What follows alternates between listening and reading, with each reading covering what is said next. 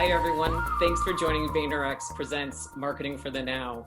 Today, our focus is on what it takes to lead courageously. I'm Andrea Sullivan, CMO of VaynerX, and we're super fired up to have Shane Battier as the co-host joining Gary. The speaker lineup we have today gives me goosebumps. They are all leaders in their field and committed to making systemic change, and recognize that it's hard and it's going to take all of us.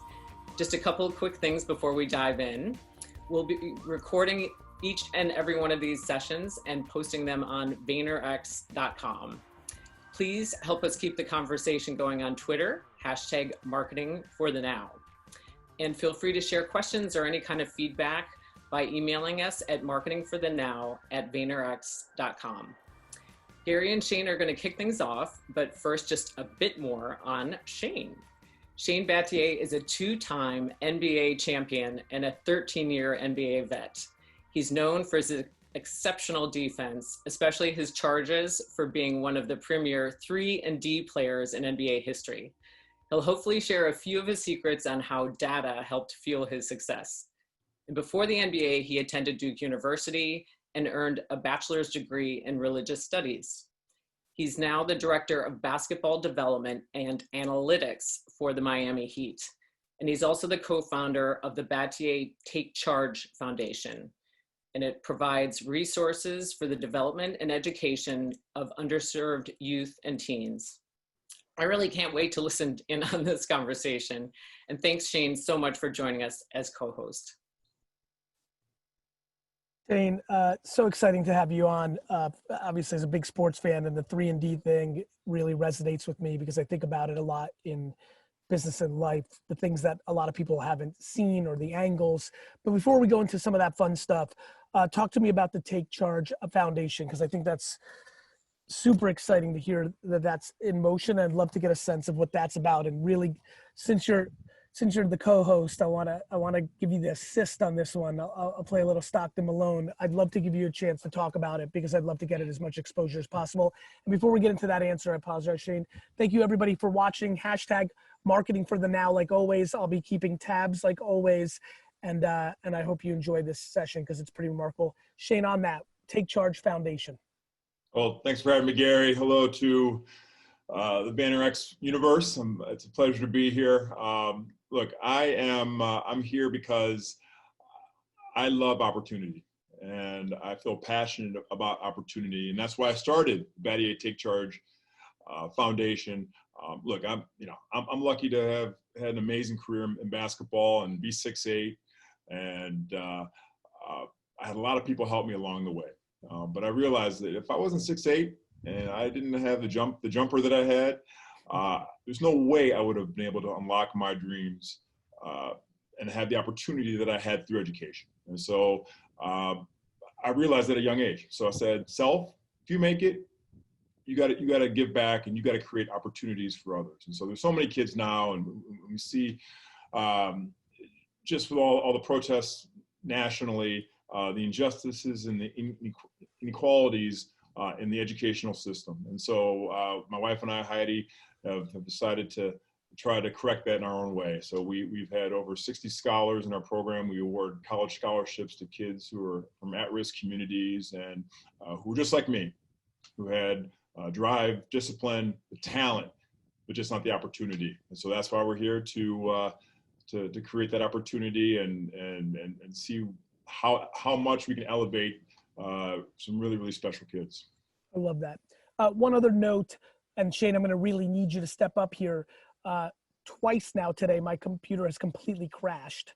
So I literally think there's something brewing. Yes, Andrea. Yeah, luckily we got Shane just in case. So it only takes a couple minutes to reboot, but I may be interviewing somebody like our incredible next guest or somebody of that nature. So if you just see me freeze and disappear, just want everybody to know that. I'm not sure what's going on. I'll look to fix that ASAP. Anyway, Shane, how did Duke, the NBA career, really shape who you are today? Like, what learnings or foundational things have you been able to take post NBA career that were actually built at the college or professional level? Forget about early childhood and things of that nature. Things that you actually learned, whether it's from Coach K or from the NBA or those championships. Well, when I was at Duke, we had at any given time 8 to 10 McDonald's All-Americans on the roster. The competition was at such a high level. There was no time for pity. There was no time for excuses. You either performed or you sat down on the bench. And, you know, obviously it's like that in the NBA. And so as someone who, look, I'm not the fastest, I'm not the most talented guy, but I am the most competitive mofo out there. And so you really have to tie me up to keep me out of the game. And that has been my defining factor, that no one's going to. So the love of it, the competitive nature allowed you in some ways, I think about this a lot, allowed you to have the humility to adjust to the realities that you know, because obviously in high school, you must have been an uncomfortably dominant player. To your point, you now go to Duke, that becomes a whole new world. Then you go to the tippy top of your profession. Do you feel that your hunger, your desire, your competitive nature actually in a weird way, and we don't talk about competition this way, which I want to, which is why I'm zoning in here, actually led to humility because you figured out, okay, I may not be the top scorer like I was in high school. I need to really figure out these angles, especially defensively. And then as the game became more analytical at the 3-point line, is that how it kind of played out? Absolutely. I mean, look, when Kobe Bryant passed away a few months ago, I was sad I would never have the conversation with him about the way he made me feel. He made me feel alive. On that bus going to Staples Center saying, I got Kobe tonight, I was petrified. I was petrified. But as a competitor, I felt alive. And, you know, you're right. We don't talk about competition enough these days. But, you know, pressure can, you know, make you crumble or it can form a diamond. And we don't talk about competition in some of the great things. And we don't talk about competition because we are leaning in, and I love this, to softer skills, empathy, that's great. And I do think there is an undercurrent of demonizing competition, which can get very scary if it goes too far. But I'm actually clicking into some of the nuances. I will tell you, I promise you, I don't recall ever hearing people talk about humility in the form of competition. And I genuinely think that your manifestation of what I'm knowledgeable enough to know this, I watched heavily, and you like, I think that was one of the most important ingredients to your success, that the competition actually led to humility, something that only people talk only in reverse, bravado, ego. I think competition has such beautiful nuances, and we've not looked under that yet. Yeah, no, absolutely. Intellectual humility, competitive humility. You don't know everything, all right? And if you think you know everything, you're going to get whacked across the head. You're done. So intellectual humility is a huge component of it. Competitive, there's always someone better than you. I don't care how good you are. 100%. There's someone right now, you don't know who that person is. 100%. That lady, that guy, they're out there though. When you meet them, are you good enough? And so yeah, and in sports where we see it playing out, unlike business and other places, sometimes you actually do get to number one in the world in tennis. Sometimes you do, you know, are the MVP of the league. But the reality is, anybody who ever got there also knows that they were the 16, the 22, the 24-year-old version when somebody else was the MVP. And once you climbed that mountain and you got to the top, that was actually the beginning of the downfall, because that hunger was brewing. Yep, absolutely. It's the when you have success, your biggest enemy is yourself, because you assume just you've done it before, you're going to do it again. How did your communication style evolve? Because I know you were so impactful to teams. You know, I know guys that have played with you. You know, how did as a rookie, did you completely stay quiet that first year? Was there somebody in your first year that you looked up to, or the first 2 years that you kind of emulated? How did it play out for you in the way that you learned your communication style that obviously manifested later in your career as real substantial leadership? Well, look, it starts with authenticity. You know that. I went from Duke, we won 133 games in 4 years, to the Memphis Grizzlies, who had the lowest winning percentage before North American sports. Let's talk about a culture shock. We had a bad culture in Memphis. And I would have been an idiot if I'd have came in there and said, hey, at Duke, we did it this way. You know, at Country Day, we won title. No, no one wants to hear that.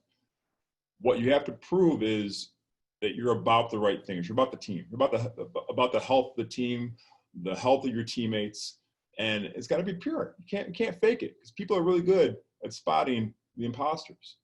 And once you build the authenticity, you know, now you can start to lead with words as well as examples. Did anybody stand out early in your career that you're like, oh, I really like the way he navigates his, whether it's quiet leadership, whether it's loud leadership? Did anything stand out in that form? I was lucky to be a ball boy for the Detroit Pistons growing up. And so wow, I didn't know that. I used to watch guys like Grant Hill, Allen Houston, Lindsey Hunter, Don Reed, probably don't know Don Reed, JYD, Junkyard Dog, Jerome Williams. Those guys were pros. Mm-hmm. They showed up, they worked, and got out the gym. And so I said, man, if I want to make it, I got to be like these guys. And so it's about the work, it's about the discipline, and it's about consistency. What's on your mind kind of just in general right now? Like how have you been navigating the last 100 days, 150 days, like this year? I think 2020 came in hot and decided it was going to be a year that was going to make sure that it was remembered in perpetuity. Yeah. What's been on your mind lately, whether foundation, macro, micro, heavy or light? Because obviously it's been a heavy year, but maybe what's been on your mind is how to win on TikTok. I want to give you the freedom to kind of tell me what's actually on your mind. It ebbs and flows. Yeah. I'll never forget 2020. My dad passed away, who was a huge influence in my life about a month ago. I'm so sorry to hear that. And thank you. He was a great man. I wouldn't be here without him. Man, a few words. So that was sort of the icing on the cake of everything that we've experienced. But I truly believe in chaos grows opportunity. And so I've spent a lot of time just reflecting on how I live my life, how strong my relationships are. Am I headed in the right direction? How can I improve myself? And so from that standpoint, it's been cathartic. Look, I wouldn't be here if I don't have a platform. I got to use that platform for social good. It's my responsibility. I can help kids who were like me. That's my responsibility. And so I'm taking this time very seriously. To learn from great people like yourself and our amazing panelists that we're going to hear from today, to do what everyone wants to do, help. Let's make the situation better, and let's team game. I love you for that. I have so many. I mean, I need 7 hours. We'll maybe do a one-off podcast, me and you, at some point. But I'm going to allow you the incredible luxury of introducing our incredible next guest, and also make sure, just real quick, what your Twitter handle is, because a lot of people are quoting and contacting. I want to make sure they have that. So your Twitter handle and the intro, please. You can follow me at Shane Take Charge, so our foundation, or at Shane Battier on Twitter. Awesome. So enough about me. Let's get to the real stars of the show today. Our first guest, a really, really impressive woman here, Dr. Jennifer Eberhardt. She is a professor in the Department of Psychology at Stanford University, and an author and authority on bias. Through her research on race, bias, and equality, she's focused on how people grapple with race in the criminal justice system and in neighborhood schools and workplaces. She's the author of Biased: Uncovering the Hidden Prejudice That Shapes What We See, Think, and Do. We're so excited to welcome our first guest, Dr. Eberhardt. We'd love to hear all the insights you have to share. Welcome, Jennifer. Thank you. Thank you for having me. It's a pleasure to be here. Thank you, Professor. Thank you so much for making time for us. Why don't I give you the floor just on the State of the Union, like maybe a 2-minute rant, because these are short sessions on what you're seeing, thoughts, kind of an opening statement. So as a country right now, we're focused mostly on policing when we're thinking about racial bias, when we're thinking about change, the need for system change. But, there's bias, there in all of our systems, in our education system, our healthcare system. Bias is in the workplace, in our neighborhoods. And so I look at bias across systems and across context. And I try to uncover, how it operates and how to disrupt it. I appreciate that. How do you view this moment that we're going through right now? Do you view this as such a significant opportunity to move, when things are systemic, that you don't fix them in 1 second? This is unfortunately a process that I would argue is in perpetuity because it is in the DNA of the organism. And so, how do you view moments like this? Do you think that these are opportunities? Is this 1 step backwards, 3 steps forward? Is this, are you concerned that it's a news cycle and that, within 12 months, we're onto something? Like, how do you process that in your mind? Yeah, I mean, I feel like this moment feels different, right? I think with the death of George Floyd, especially, and all of us witnessing, that killing, on that cell phone, and there's a way in which it was, it was such a brazen, killing, and it happened at a time where we couldn't just walk away from it. We couldn't just go back to our, daily lives because the whole world had stopped because of COVID-19. And so it forced us to reckon with that. It forced us to deal with the image we were seeing. Yeah. Go ahead. I'm sorry. I was saying to sit with it. Yes. Yes. Reflect on it, to think about why is this happening? To think about sort of what's going on here, and to help people to really understand the need for deep change. And so this is the first time I've seen this, in my lifetime at this level, with this kind of outrage and sustained outrage. Do you believe that has as much to do with the communications infrastructure that we now have in society, where so many more individuals have so much more to say, that if the internet was at the maturity level it is today when the Rodney King beating happened, that it would then have become that same? Do you think that's, obviously it was extremely brazen, but unfortunately we've seen brazen for a very, very long time, and we've seen things like aforementioned Rodney King. Do you think that the timing, and it's an indicator of some of the incredible things that the internet can do? Right. How do you see that? Yeah, I mean, I think that, yeah, you're right. I think the internet plays a role in terms of people's understanding and the spread of that knowledge about what's going on. I think also, technology plays a huge role here. It was captured on a cell phone. There was an image that we could see, that we could attach to, this wrongdoing. And so that's really important. I do a lot of work actually looking at body-worn camera footage of police officers, right, and analyzing that footage, not just in single incidents, but trying to, take that footage, across thousands of incidents, and sort of understanding it more systematically to try to understand what leads to escalation, right? Sort of what are the patterns that are there when officers are speaking to, white people versus Black people, say, when they stop them on the street. So that's something that I'm involved in with an interdisciplinary team at Stanford doing. Professor, Nextdoor, and doing my homework a little bit, what's your relationship there, and what are you seeing there, the app?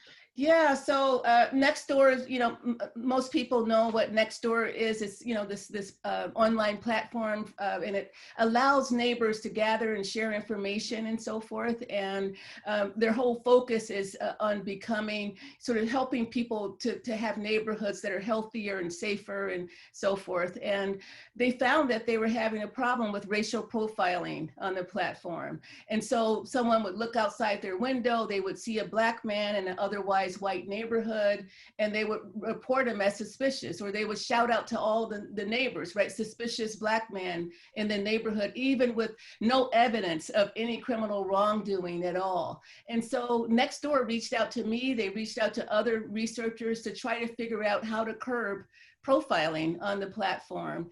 And they realized, that a lot of this, so bias becomes activated, when we are just going on intuition or our instinct about sort of what's going on. And so they realized they were going to have to slow people down. They were going to have to create friction in order to curb profiling. And they did this by creating a checklist, basically. So when somebody hit the crime and safety tab to, report a suspicious person, they would get a checklist. And one of the items on that checklist is, what is this person doing that makes him suspicious, right? So it can't be your racial category, right, that makes you suspicious. Yes. So anyway, they found, so you've seen those signs in the airport, right? If you see something, say something. So Nextdoor was trying to modify this. If you see something suspicious, say something specific. Because if you double click into what happened at the airports, what happened was if somebody saw a Muslim individual with a long beard, they were reporting when the person was eating a French fry. Right. I mean, this is the depth of communications power to make people perceive things, period, the end. Right. So you have to figure out a way to slow them down and to get them to rethink. Right. And so that's what they were trying here. And they found by slowing people down, by adding this friction, they were able to curb racial profiling by over 75% on the platform. So in some level, a thoughtful filter. When you were talking, I was like, what would that be called if we decided to go at scale? Almost like a thoughtfulness filter, right? It's like, friction normally bad in technology landscape. In this scenario, good. Right, that's right. And you see this also in the policing world. You can use the same kind of approach in terms of how to mitigate bias. So for example, we went into Oakland, the Oakland Police Department here in California, and a number of my colleagues and I helped the police department to reduce the number of stops they made of people who weren't committing any serious crimes, right? And we did this by simply adding a question to the form that officers complete when they make a stop. And that question was, is this stop intelligence-led, yes or no? And in other words, do you have prior information to tie this particular person to a specific crime, right? And just adding that question made a huge difference. In 2017, before that question was added, officers made around 32,000 stops across the city. With the addition of this question during that next year, that dropped to 19,000 stops. And African-American stops alone fell by over 43%. Have you, I don't know if this has hit your radar. Are you aware of what happened in Camden, New Jersey with the police department, things of that nature? I've been very, obviously I'm a Jersey boy, so I've been very fascinated. I really genuinely believe that love is inches more powerful than fear. And I think about it every day.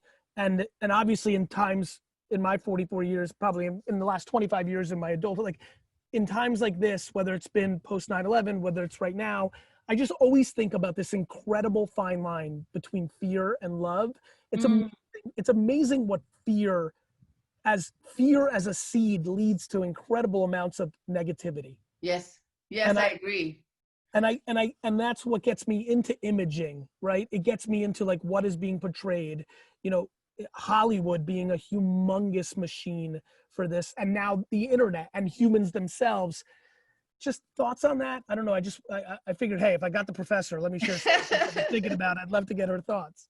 Yeah, I mean, I think with whatever system we build, even if we build it for good, right? So Nextdoor was building a system for good, but it could be taken over, right? It can be sort of used as a vehicle for the expression of bias. And so we want to be really careful about that. Well, that leads to the biggest conversation that's going to get into this world, which is right now, Facebook is the energy of so much fury. Meanwhile, WordPress, Squarespace, YouTube, Google, every platform is going through the same thing. We're in this news cycle of picking on Facebook for something that every single thing on the internet has infrastructure for, and which is going to lead to, can we talk about human accountability, right? Instead of blaming platforms that are just exposing us, not changing us.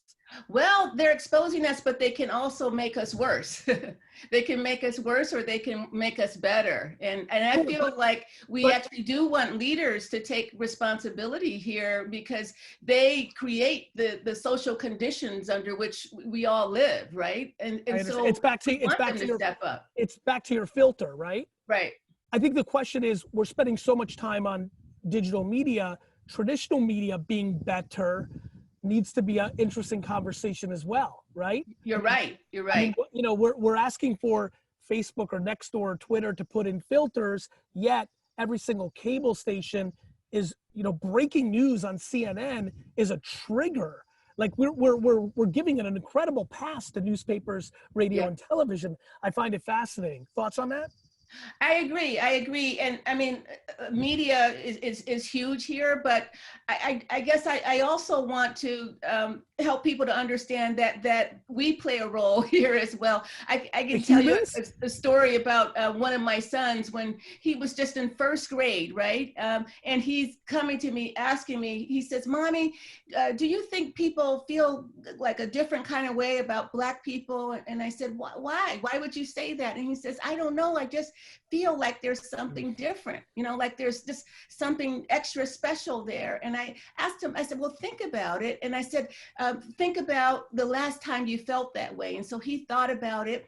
And he says, "Oh, well, you remember the other day we were in a grocery store and a Black man came in the grocery store." Now, this is in a mostly white neighborhood. He said, "A Black man came in the grocery store and he said, I realized that people kind of stood away from him a little bit. And it was like he had a giant force field around him." Right, he was really into, you know, Star Wars at that moment in time when he was young, and he said, and then he stood, you know, this Black guy, he stood in line, and he said his was the shortest line for the long time because people didn't want to, you know, stand near him, right? And I said, "Well, why do you think that is? What is it?"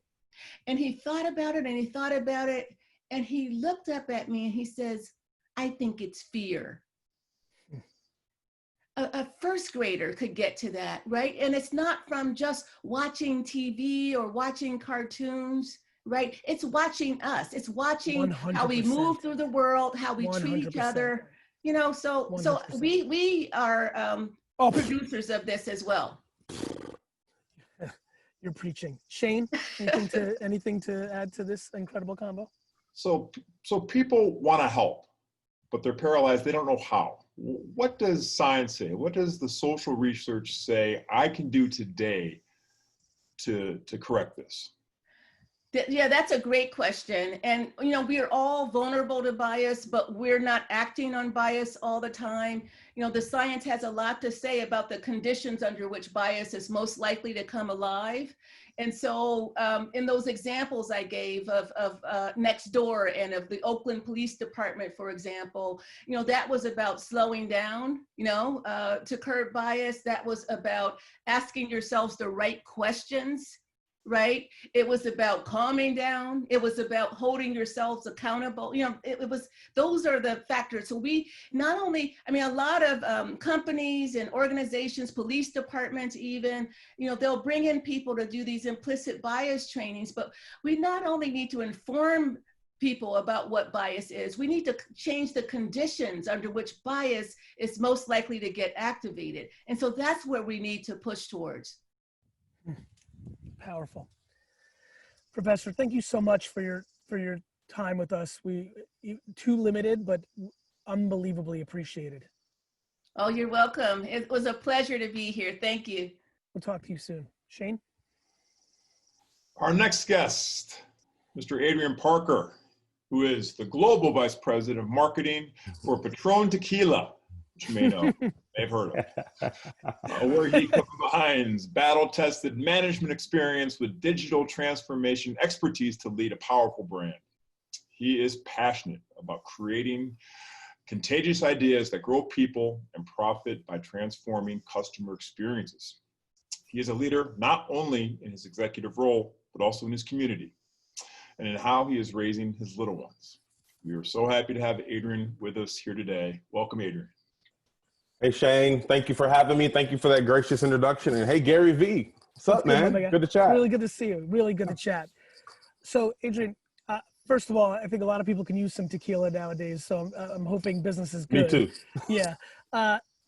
Let's just get right into probably the $1 million question in this world. You know, brands during times like this is not something that we thought about, you know, when you and I were growing up. You know, you look back at history, you know, and now there's just an incredible, I would argue, thirst on the consumer level for brands, but it's wildly complicated. You know, Professor Jennifer, you know, Shane, we're a group of one in our actions, in our thoughts. You know, you're not Patron, Yeah. you're a major cog, but you're talking about an enormous amount of opinions, constituents. How does a brand navigate when there are 40, 50, 60 cooks in the kitchen, which then almost inevitably leads to no action? How do you actually get to action, or is no action? How do you think about that? Yeah, that's the $1 billion question, quite frankly, in terms of not only how we impact change in our communities, but also in our corporations. And you're right. I mean, I'm one cog in a very big machine. You know, think about the spirits industry in the United States. We're about 4% African American. Think about how much spirits or alcohol is consumed by African Americans, right? And so that's just the business side. Look at our communities where we profit, right, from consumer groups, but also I'm a father, right? I'm raising 3 little Black kids. I'm married to a Black wife. And so I think for us, it touches on so many things, and none of us had a pandemic brief. And quite frankly, most brands, unless you're maybe Ben & Jerry's, had a social justice brief. And so we're all learning, like by ear, how to use our advantages and whatever privileges we have to bring to bear for this important issue. So what role does a nice handcrafted tequila company have in social justice? I'd say if you asked me 3 months ago, I'd say maybe none, to be quite frank. I'd say now with our new, I think, awareness of what role we actually have to play in enacting justice, I think it really is about holding ourselves to our truest and most honest values. If you look at all of our corporate statements and our missions, et cetera, all we talk about is our purpose, being bigger than products, being bigger than profit. And now we actually have an opportunity to bring that to bear. And so we absolutely have to do that in our own backyards with how we hire, how we retain talent, how we nurture the African-American community, but also people of color, but also how we act, where we invest our money, our time, our effort. So it's very much a big opportunity for us to move beyond being a brand, but be really more human, being more kind, being more brave, and being more bold. Adrian, on that more human part, I've been spending an enormous amount of time with a lot of different people one-on-one over this, between COVID and Black Lives Matter and things of that nature. One of the things that I think is just completely unspoken to, and maybe you can shed some incredible light on this. I've just been, it's something I've always kind of been aware of just with my social circles, but actually being a Black man in a power position now, speak to me about the enormous subconscious and maybe conscious pressure you feel of finding the right balance. I'm sure, you've lived your whole life where you've known that your words, because you're Black in this environment, is going to be different. It just is. And so here, as one friend said to me, he's like, Gary, my biggest problem right now is I want to go 150 miles an hour. And I know if I go 60 miles an hour, everybody on my team is going to think that I'm going 150 miles an hour, right? Like, I don't want to come across, quote unquote, I don't want to come across as the angry. And when he said this, it broke my soul because it was a one-on-one talk. He said, I don't want to seem opportunistic. And I stopped him. I was like, my man, you're not being opportunistic. Unfortunately, for the way the structure is, and it's the same way for, Jewish Europeans, because that's the DNA there, and you can go around the world. Here, that's the case for Black Americans. Like, this is an important moment to move the ball as far down the field as humanly possible. It's a really tough question, but do you feel that feeling where you literally, unfortunately, something I don't feel, I go full throttle, what I believe. Do you feel like you have to control it to get it to move, otherwise it tilts? Yeah, I'd say the guard dog protecting racism in America specifically isn't racist people, it's realistic people. You're too nice, you're too conservative, you're too politically correct to actually attack white supremacy. And so as a Black male in corporate environments and in America, you know, most of us, my father, my grandfather, we succeeded and we protest by being successful, right? So it was assimilation, which meant be more white. It was exceptionalism, be more worthy. And it was compliance, which meant be quiet. And I think we built careers out of that in mostly white, male dominated organizations. And I think part of the challenge is this is very real, right? I think we're talking within the context of marketing, but these are real lives, real Black bodies, and real futures. Real. I think about, go ahead. Go ahead. Oh yeah, think about Tatiana Jefferson. She was shot in a home that was miles away from where I grew up, a block away from the church my dad works at right now. Ahmaud Arbery was gunned down 10 minutes from where my little brother went to training for military. I'm 3 times more likely to be killed by cops. My wife is 4 times more likely to die because of complications from childbirth. My little cute daughter, Chloe, is 4 times more likely to be suspended.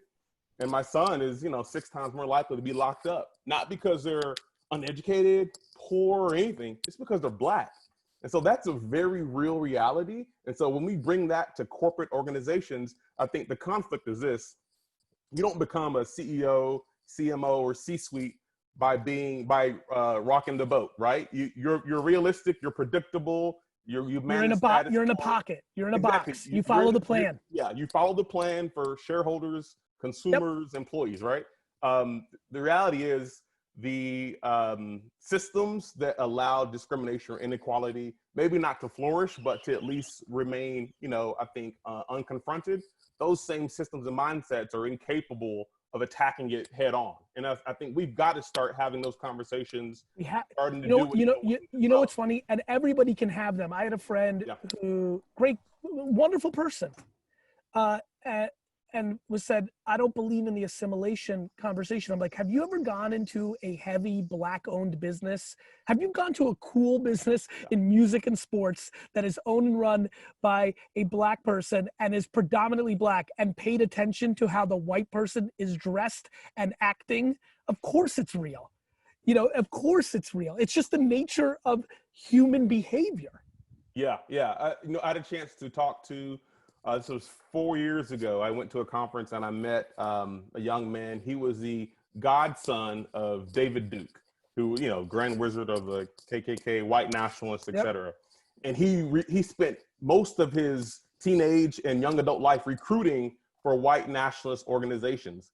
And he shared with us the 2 indicators that someone would be open to either maybe holding a Confederate flag or putting a KKK hood on, but he could change their vote and change their mind by 2 things. The first one was, do you mostly prefer to only be around white people that look like you? A little thing like that. And 2, if I share racist or stereotypical jokes, memes, or stats, all Black people are lazy, etc., do you correct me? And he knew if he did those 2 things, that you would be at least engaged enough where he could have a conversation. Open. Yeah, you're open, right? And so I think so many of us, and Martin Luther King Jr., I think towards the end of his life, I think this is what he lamented, is that, the biggest barrier to change was like the white moderate, right? It's this population of the middle of the country. You don't want to offend someone. And so, because our goal wasn't equality, our goal was just decency. Like, let's be less bad to Black people. And as corporations and brands, we can't do that any longer. Like Chris Rock said, just matter. We're not even asking to accept, just fucking matter. Yeah. Shane? Adrian, you are active in Sports Outreach Institute, and you're a caring father. What role do sports play in social justice here? And maybe not at the professional level, but at the grassroots level. Yeah, absolutely. I mean, sports is a universal language, right? I've been in parts of Africa, Honduras, etc. You don't have to speak the language. You don't have to have any money. You walk out with a soccer ball and it's game on. Yes, right? Sir. And soccer and sports like that bring people together. And so I've seen firsthand the power of using sport and interaction to get into a community, but to meet real physical needs, right? It's food, it's shelter, it's clothing. I think in a lot of countries, they're fighting for their lives on a daily basis. And I think if you bring that philosophy to, I think a sports analogy to go with that would be 2 years ago, I sprained my ankle, severe sprain. I mean, that the left ankle was turned sideways. And I went to a doctor who gave me medicine and crutches, right? So medicine and crutches. So I had less pain and I had less discomfort, but I wasn't getting healthy, right? So I had no mobility. And so I went to a sports doctor, which I should have went to from the beginning, as you probably know. He said, well, if you were achieving the results you were aiming for, if your goal was to be less in pain and less discomfort, you got it. But your goal is to get back up and running, to get functional. And so I think a lot of our diversity and inclusion efforts, a lot of our charitable efforts, a lot of our philanthropic efforts have been really crutches and painkillers. We've been treating diversity, we've been treating inequality as if it's a Black problem to manage versus a American or white problem to solve. And I think we've got to bring that to bear. And I think sports has a role. I think brands have a role in not only starting the conversation, but helping to enact change with, how we spend our money, how we hire, how we recruit, but how we operate ourselves, even in our communities. Adrian, on the brand side, what is your favorite, most tangible, least friction, quickest, most obvious, practical solution? Expand your table. If you're making a decision for your community, your church, nonprofit, for-profit, or business, and everyone around the table looks like you, it's the wrong table. Expand your table, bring voices, male, female, Black, white, bring them to the table. Right now, my guess is there's lots of companies having lots of tough discussions about what they're going to do. 100%. And at that table, there's not a lot of guys that look like me. There's not a lot of guys that look like Doctor here, and so, or women that look like Doctor. And I think we've got to start to open and expand that table so we allow even different points of view into the table at the point we're making decisions, at the point we're spending our dollars. How much opportunity do you think the internet gives for the creation of the tables? That's the part, when Me Too was hot and heavy, I invested in a lot of diverse, I got lucky is the word I'm going to use, of being born in the Soviet Union, coming here. I had a very kind of different thing going on, and that allowed me to subconsciously invest in Black entrepreneurs and women. And Me Too came along, and I said, and breaking through, get to the table. And literally, like on my one-on-ones, I'm like, fuck them, build your own, let's build, keep building your fucking table. Let's just take over be the table. How much are you thinking about, how much do you think about, what is the, I do believe the internet is crazy, slow and steady. No, the internet doesn't know your name, can't check your, who you are. I really believe in it. I genuinely do. And how much of the conversation do you believe potentially we could be talking about and by the way, back to Dr. Jennifer's points, systematically, there's kids that don't have internet. Good, Gary, you like internet? There's kids, I'm not confused to the data, but I do think that there's a big pocket that instead of trying to, I'm trying to convince a lot of my friends who do have internet, who do have a cell phone, who do have a couple dollars in savings. I'm like, fuck trying to convince them to let you at the table. Let's go fucking build your own tables. Thoughts? Yeah, no, I agree. I think, the roots of racism or inequality in our country weren't just evil rednecks who had a bias or esteem agenda. It was economic, right? And so the economic roots still have these large impacts. And I think the absolute opportunity is businesses to invest in underrepresented or marginalized communities, but also for our communities to start to build our own tables, build our own seats. And I think you've seen such a great influx in minority-owned businesses. African-American women, are much more educated right now than African-American men. They're taking advantage of education. They're also starting businesses and startups, et cetera. While I think the challenge is this, though, because we don't have the same access to capital, et cetera, it's still, you still got to work. And by the way, black tax is still there. You got to work twice as hard. Yeah. Oh, twice. You're being very kind. Let's get unpolitically correct. I was going to say 10x, twice. But, I didn't want to go too hard. Fucking, I don't know give me some real fucking number. But I will say this, and this is, now we're going I'm going to kind of shift it for a second into entrepreneur land. in parallel, and behind the scenes, you don't see this, viewers, but I still have everybody who's been on or potentially on in the back room. And I saw, Professor Jennifer shaking her head about the access to capital. One thing I'm trying to interject into the conversation is the whole VC game is broken anyway. 99% of those things are. I've got a lot of people saying, I want to raise help me raise capital. I'm like, I'm going to give you $1,500. I did this with somebody the other day. I'm going to give you $1,500.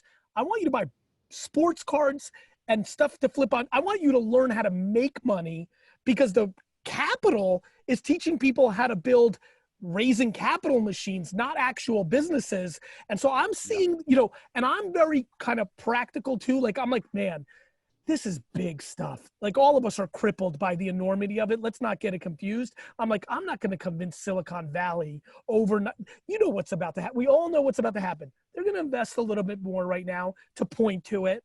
But we're talking about systematic stuff. I think if we can change the conversation systematically to learn how to make money by buying something and selling something, starting with $100, all of a sudden the whole thing could get interesting. And so it's really funny. This is a matrixed conversation, because you need like 47 fronts to be talked about. And I think one of the most powerful one is, no question, more capital needs to be brought in, because there's so much opportunity.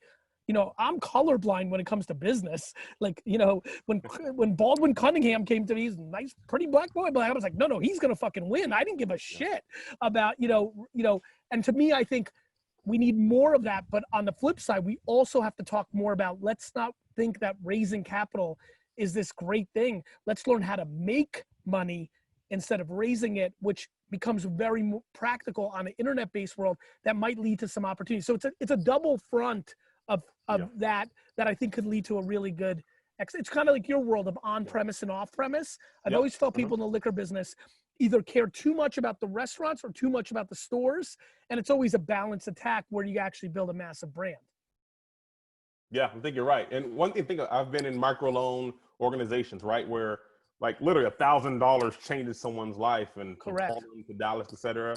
And I think we focus so much of that on poverty alleviation. So we're trying to make it less bad for people. I think now it shifts to how do we create prosperity? So it's like, how do they build businesses that their kids can inherit? So not only feeding them week to week, but actually like building prosperity and ownership, et cetera. So I absolutely think, absolutely. And to me, and maybe because Shane's here, but like, it's been music and sport that has helped so much create that structure. And I'm trying to think of a systematic, like back to Shane's point. I mean, like, back to privilege, like, and Shane touched on it. And I, like, I'm watching, there we go. Oh, my back? Nice. And Shane touched on it. Like, the privilege of being 6'8" is real. And so what I'm trying to figure out is how to make everybody have some level of privilege. And the thing that I think most gives that a chance is the internet itself.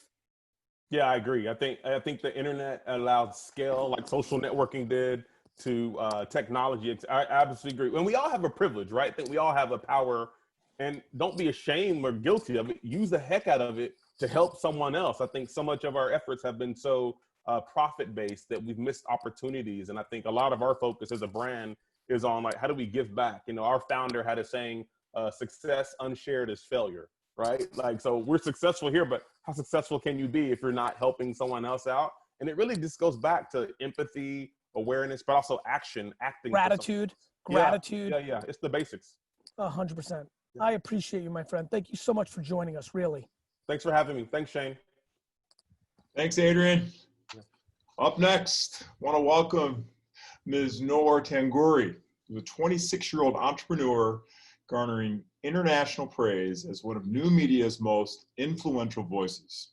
Noor's innovative storytelling spans across media, emphasizing subcultures and marginalized communities in the U.S. Her documentary and subsequent podcast series, Sold in America Inside Our Nation's Sex Trade, received a 2019 Gracie's Award for Best Investigative Series. Noor is a touring speaker and brand consultant focused on identity, representation in media, and breaking barriers through storytelling. Her company, At Your Service, AYS, is recognized for an innovative approach to fostering relationships across lines of difference, helping companies like Nivea, Google, Prada, and SAP. Noor, welcome. Hi, how are you? Thank Great. you for having me. Hi, Noor. Hi. It's so I'm nice to so see happy you. to be here. This is awesome. Thanks for being on. Obviously, you and I have a great friendship and have interacted for a long time. I'm just very proud of you. And why don't you give 2-3 minutes on things on your mind? We'll open it up and then I'll ask you a couple questions. What are you seeing out there? How are you thinking? How are you feeling? So I actually just got off on a conversation. I've been doing like a daily talk show called At Your Service Hour every day with people, thinkers, leaders that we need to be learning from. So I just spoke to Kimberly Drew, who is an author and is a curator in the art world. And we were talking about the importance of content versus context. And so that's something that's been on my mind a lot lately, because I think not only is it important for us to understand that when we put out content, that there needs to be context and understanding where people are coming from and how people will be receiving what we're putting out. But as viewers, as listeners, as consumers, the importance of perspective and seeing people for who they are, and understanding that unless context is clarified in whatever it is that we are listening to or watching, that we will never truly know the person. And so our judgments and our opinions, when they're so strong, don't hold weight. And I think that we overvalue opinion today so much, and people who are not a part of an experience or not a part of a community are so hard on, this is what I believe and this is what's true to me, instead of taking a backseat and being able to sit with the discomfort of not knowing all the time and actually understanding the context in which someone is coming from and the context in which they are receiving. So I've been thinking a lot this week specifically about content versus context and the importance of that when we talk about representation in the stories we're telling. I love that. So let's talk about storytelling and leadership from the perspective that you and I have talked about in the past, like at your service. Like how do you think about storytelling and leadership from the filter of service?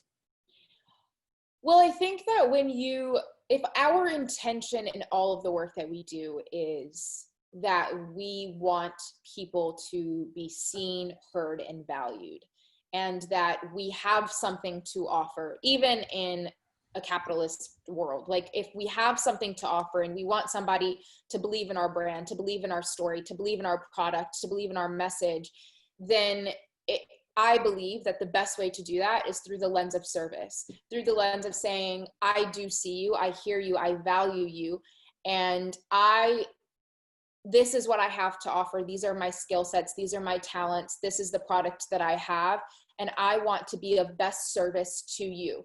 And so when you ask that, or if you make that intention, the next step to that is, how can I best be of service to people? And as a storyteller, and I feel like if you are in the space of marketing or brand or messaging or whatever, we are all storytellers.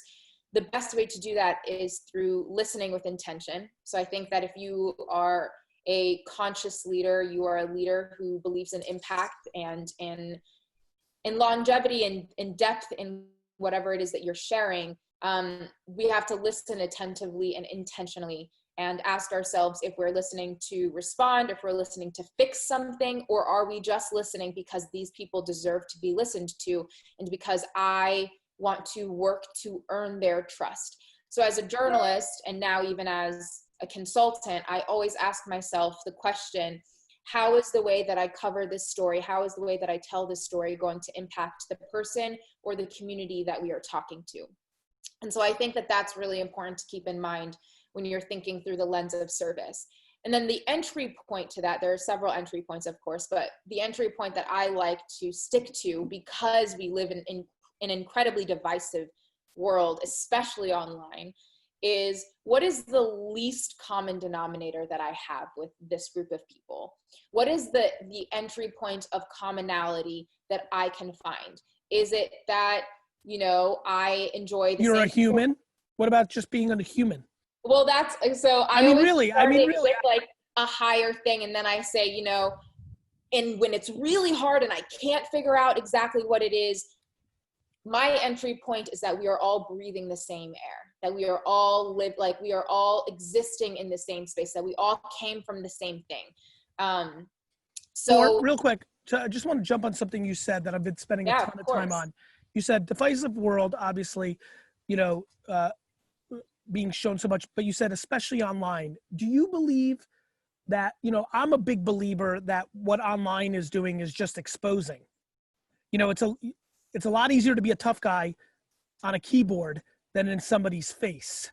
Sure. And that because we didn't have it before, a lot of the actual thoughts were just hidden because now everything's just being documented. That we're not especially more divisive and whatever we are online, it's just the exposure of who we actually are.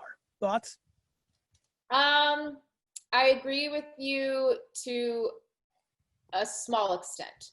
Okay. And the reason for that is because I don't think most of us are independent thinkers because of online.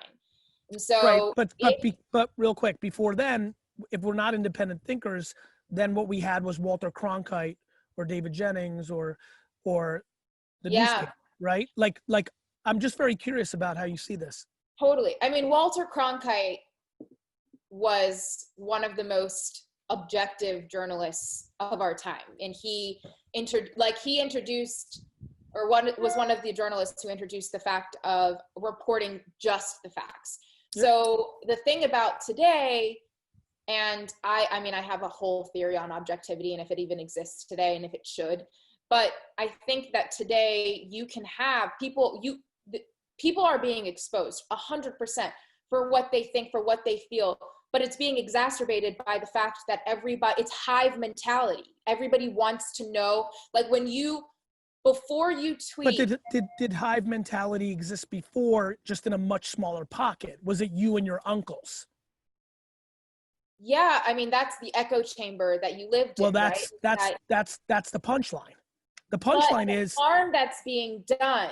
The harm that's being done today is that before you are even presented the story or the facts, before you're presented the facts, you are bombarded with different perspectives and opinions, and then you are shamed into thinking one thing, and then you can never actually sit with yourself and say, is this what I actually think?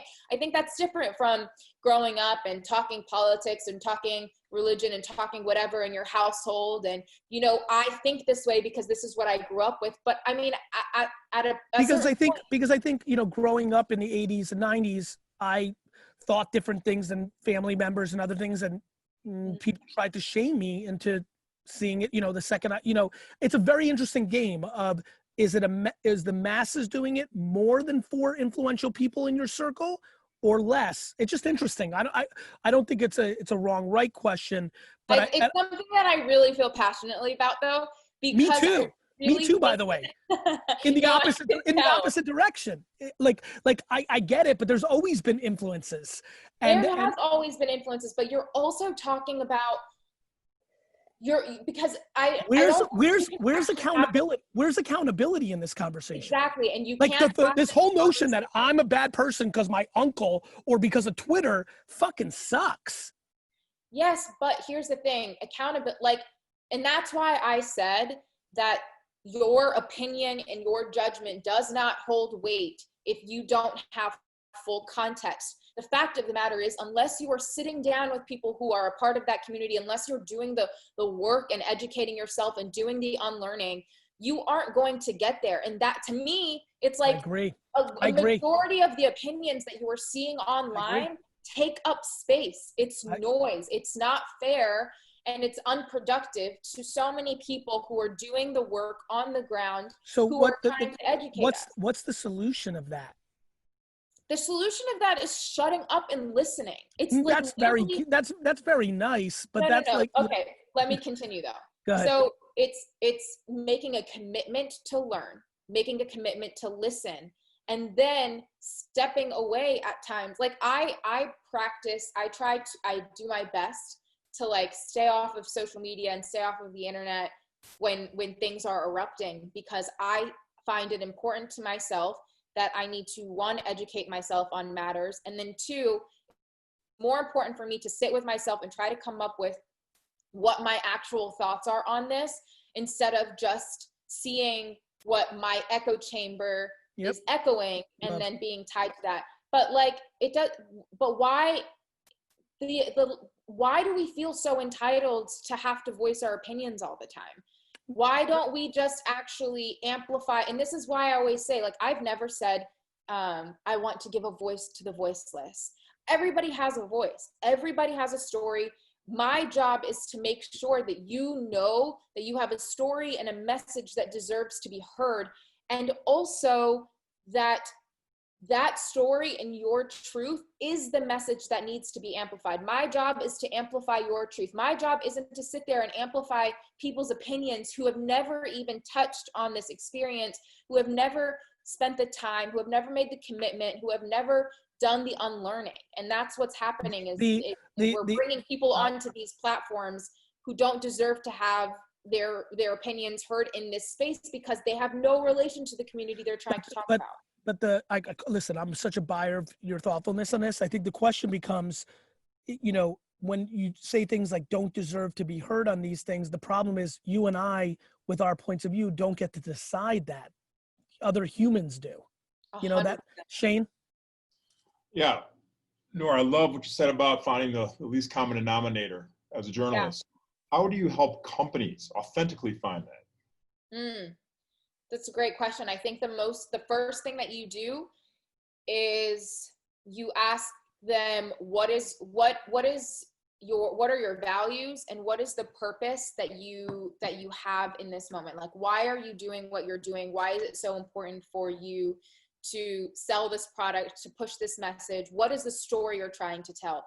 I think oftentimes before you can even start trying to insert yourself and trying to connect with other people, you actually have to recheck your intention and you have to understand what your story is. And I don't think a lot of companies and brands really know what their story is, because oftentimes the story lies in the product that they're trying to push out instead of the message and the feeling of inclusivity that they want people to feel. So if we get through the intention and then we get through the story, in the story you can extract values and find people that align with those values. So even when I decide to work with a brand, for instance, my first thing is, okay, what is the thing that you want me to work on with you? Is this a campaign? Is this consulting? Is this help figuring out your story?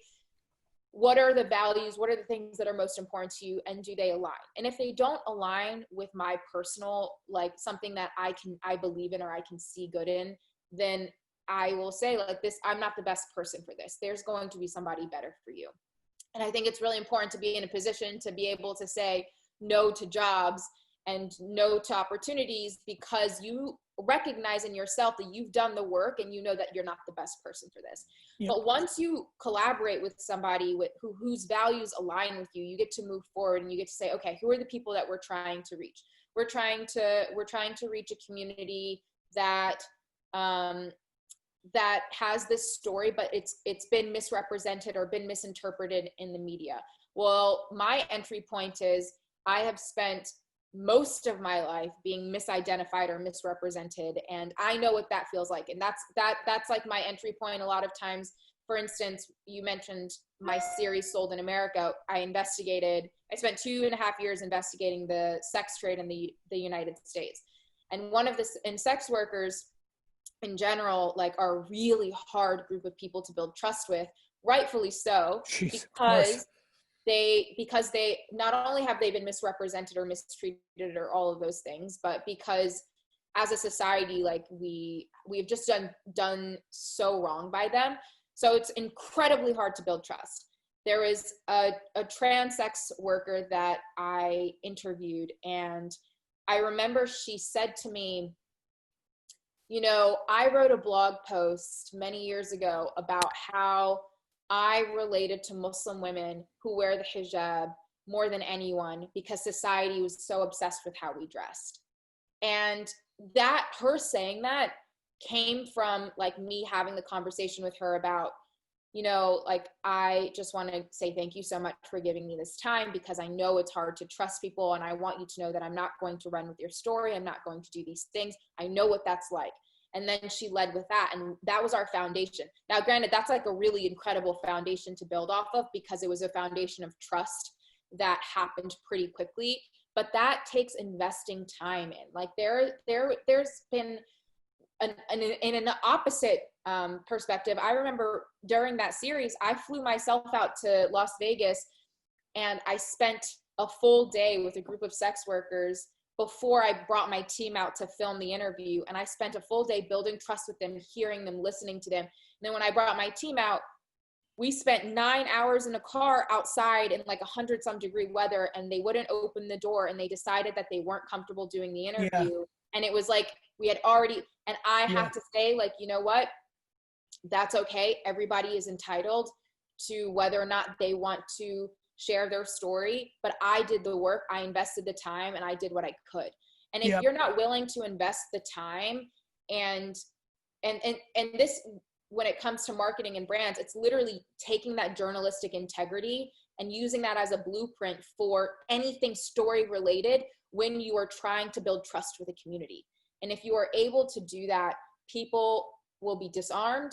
They will be able to understand that you actually care, which at the end of the day, you should actually care. If your intention is to serve a community, you have to be able to get to a point that you care. And that is never done through a lens of loss. You are never losing when you actually care and you actually invest in the people that you are trying to serve, because that not only does that garner trust and loyalty, but you also find so many more doors that open up for opportunity.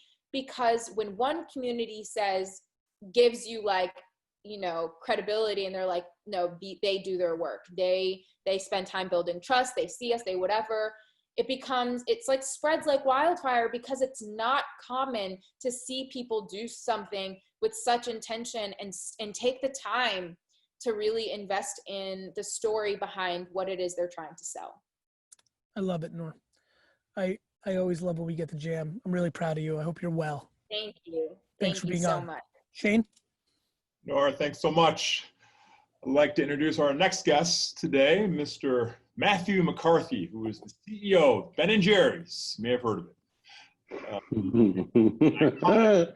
Hi, how are you?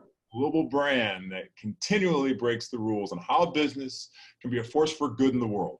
He steers and serves a global team of passionate ice cream aficionados and aspiring activists, and is responsible for Ben & Jerry's long-standing three-part mission of delivering economic, product, and social mission impact in all of the communities and countries where the company operates. Matthew, welcome.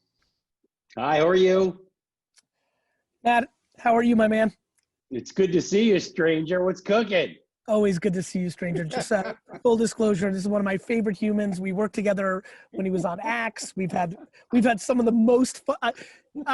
You know, the best thing in being in business is you make so many friendships. We've literally had drinks and breakfasts where it was supposed to be about business, and we end up in outer space for an hour. And I love it every time. And I'm really happy you're here. How are you? Very well. I'm fortunate. I'm lucky. We're doing all right. Thanks. Talk to me about brand accountability. You know, I think, you know, somebody mentioned earlier, maybe it was Adrian, like maybe besides Ben & Jerry's, every brand is trying to figure out its social mission in its depth. They've done some tactics, but it's not in their soul. You're the beneficiary of being the steward of a brand that has it in their DNA, their soul. How do you think about it? What are you seeing? What have you seen? What are some observations?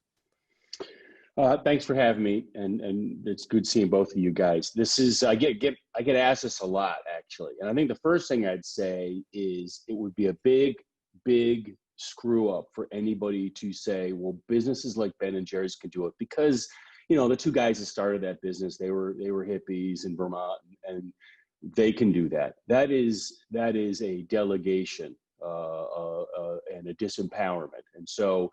What I'm trying to do these days is to actually show the stuff I'm getting wrong, particularly as a white dude of a lot of privilege who spent most of his life not understanding really the concept of white privilege.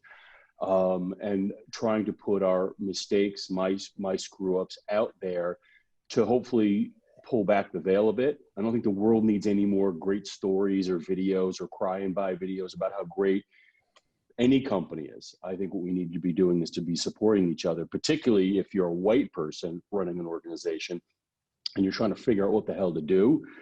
Your authenticity doesn't come from what you say, it comes from the stuff you do. And our values drive what we do as people. It's kind of, if A equals B, B equals C, then A equals C. And so I really feel for, and sometimes angry when I see businesses going through the machinations about what should their agency help them do, or what should, it's like, well, what do you want to do? Listen, I mean, I obviously Vayner's got a lot of clients, and during the show, everyone came to me and like, what do we tell our clients? I'm like, you ask them what they believe. You know, I mean, like, we're in the service business. We're, you know, to your point. Go ahead, Matt. No, I just, it sounds very simple. We're not taught to do this as business people, right? There's the business and there's the brand, and then maybe there's our product or our service, and then there's our heritage. The problem is that structural racism is in the heritage. It's everywhere. There's structural racism in Ben & Jerry's. Doesn't mean we're running around being vocal racists. That's not the point. The more I learn about the whole iceberg model, that, you know, kind of overt racism is the part above the water. Yep. Structural racism is the gigantic part underneath. And you just got to ask yourself and do the due diligence. Why is it that way? And it's important that when people hear you, you know, this is what always happens. When you make the statements you just made, a lot of people feel like it's casting judgment on them. They're literally on the other side of watching this video right now and saying, I'm not racist. It's not about that.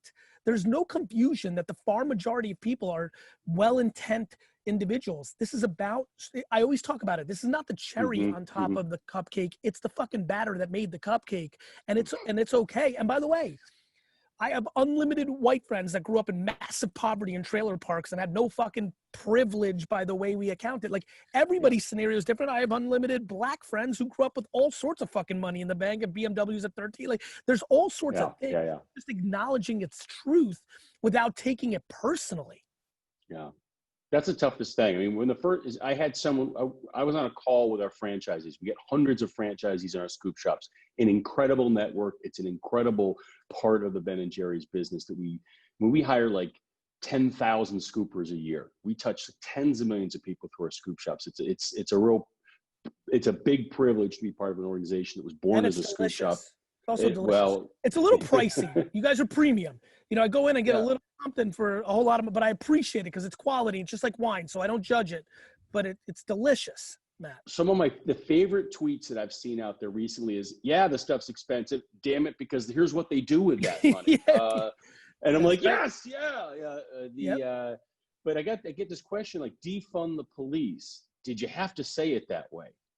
Or dismantling a white supremacist culture. Did you have to say it that way? Are you comfortable with that? Well, the answer is, the first time I heard those terms, I was like, no. First time someone said to me, man, we got a white supremacy culture here and white supremacy structures, my initial reaction was exactly what you described. Whoa, I'm not a white supremacist. So white people, and I'm not saying I'm over it. I am not wagging the finger. I'll be the first one to say, I don't know what I'm doing. Often, I have no idea what I'm doing. I got 30 years of business experience. I think I know business pretty well. Lots to learn there too. You also know hair well. You know hair well. I know you, Matthew. You take down that bun right now, and everyone's gonna get fired up. It's not gonna happen, brother. It's not gonna happen.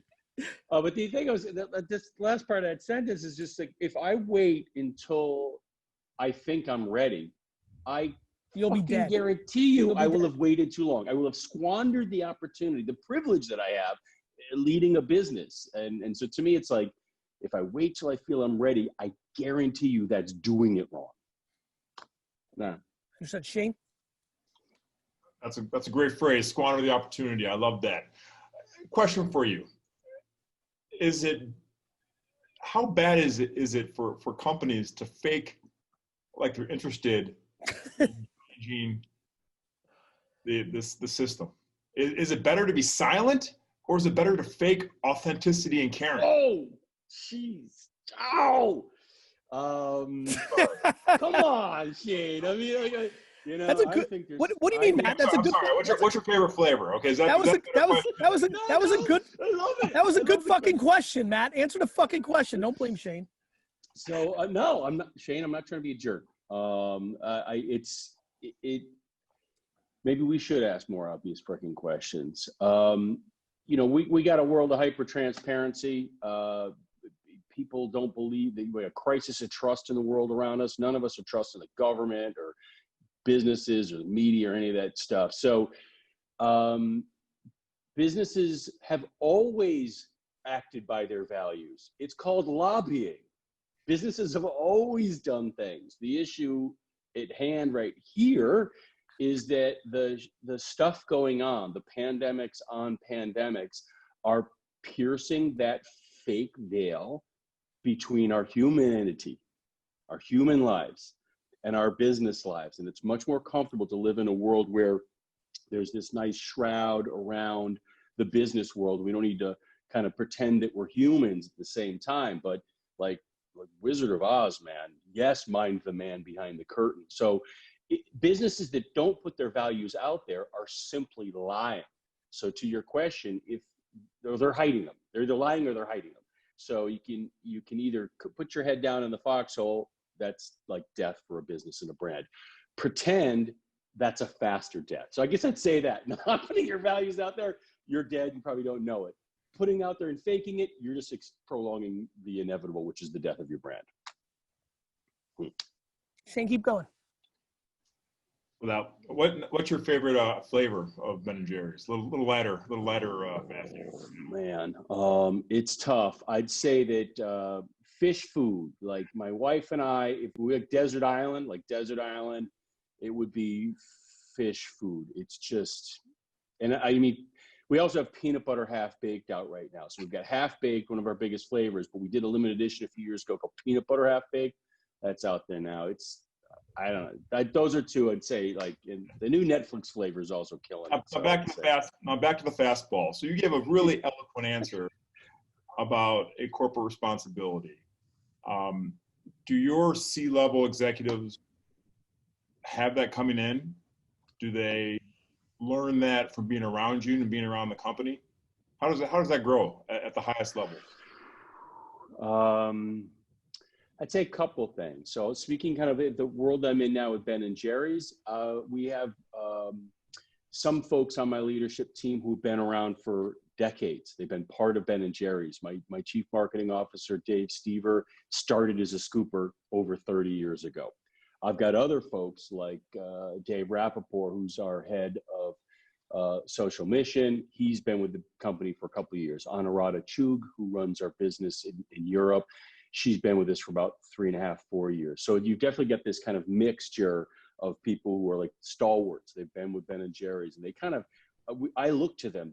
We look to them, and we respect the longevity that they have within the business, and how the newer folks can bring some of that in. There is a saying in Ben and Jerry's that when you come to Ben and Jerry's, you don't change it, it changes you. And I will say after about 2 years in my role, that's definitely true. I think that if I speak to more broadly my time over the past several years at Unilever, there's a real hunger for people, my colleagues, people I've had the privilege to work with, who are trying to connect with their personal purpose and trying to all bring that into the stuff they're doing. And that's not just some kind of like hallway poster, like teamwork, this kind of cornball stuff.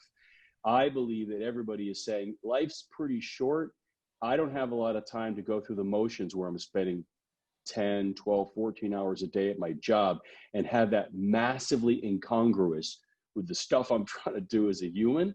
And crises seem to speed this up, right? We see that all around, like all of us going, man, am I doing this? Do I really want to keep doing this right now? So yeah, that's a good question. That's a good question.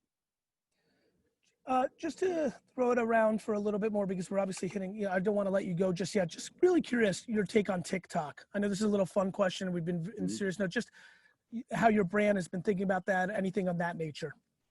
I'm on TikTok almost every day. Okay.